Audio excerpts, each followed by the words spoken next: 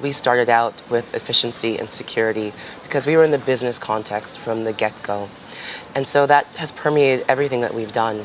And in terms of whether it's using the network, everything we talk to developers about is only send the necessary data and only send it when necessary.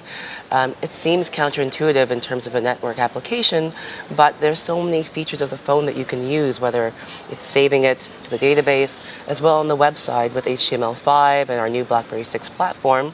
Web applications could get into that as well. So really thinking about the user. Our BlackBerry users expect to get through the entire day with their battery intact. So any application that's not doing that is going to be the first one to go off the phone.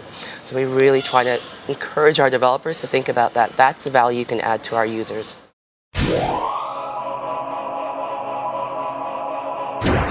Operators now, when you have an all-you-can-eat plan, a user doesn't really care. They're not thinking about it. But as we see, operators are moving away from that. And so as users start thinking about how much money they're spending on their plan, and they talk to other BlackBerry users who don't seem to have a problem in the world about it, we're offloading data, whether it's on our own networks, whether we're pushing it over to Wi-Fi. We've been thinking about this for a long time, and it's something that's hard for other platforms, I think, to catch up to.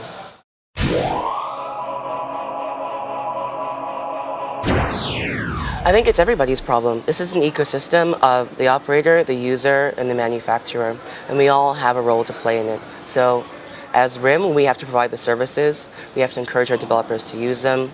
We have to have users who are judicious with their use of the network. And then operators as well have to provide the tools to understand how much data is being used, be able to provide enough towers, and be able to track all of that for everybody.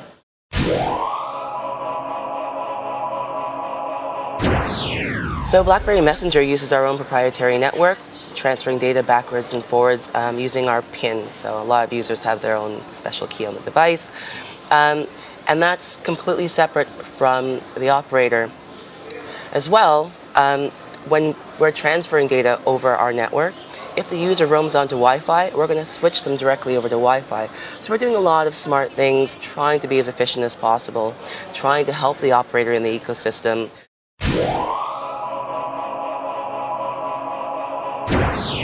My current device is a 9700. I love it. I love the form factor. I am definitely a keyboard person. It has the best keyboard in the industry, and I can type. I like to communicate. I'm usually traveling around a lot. I like to keep in touch with all my friends back home. I've just moved to the UK. So my data plan allows me to just keep talking.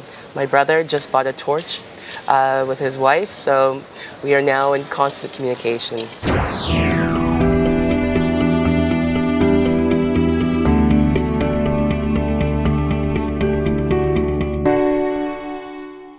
In terms of data usage, I mean, obviously what Nokia is really concerned about is ensuring that the consumer experience is optimized. So for example, with our OV map service, the maps are loaded locally onto the device, and when a user is using the service, they can actually use it completely in offline mode. However, to get the most out of the service and all the value-added services such as Lonely Planet and latest Maps update, if they use a connected service, Maps updates automatically come down in the background if they're needed. Another example is with messaging. Nokia's messaging service is completely compressed, so the data that we're sending when people send and receive emails is really reduced, so the load on the network is greatly reduced. By using our push email service, that goes one step further in that we're only delivering emails as and when they arrive, as opposed to constantly polling the network unnecessarily for new emails. So I think there's loads of ways that we can work with the operators to ensure that we get this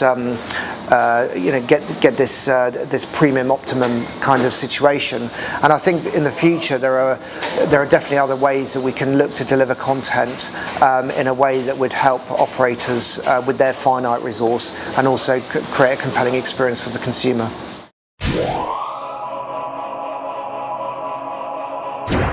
I mean, if you take in, for example, the example of the iPlayer, some operators will actually choose to block 3G usage of the iPlayer. So we have to look at alternative mechanisms to allow people to get that content, be it over Wi-Fi streaming or download and play offline when perhaps they don't have a 3G connection. There's a lot more interest in video-based services, so YouTube's another really good example of a service that's really popular on mobile and needs to be optimized both, regardless of bearer, whether it's 3G or Wi-Fi.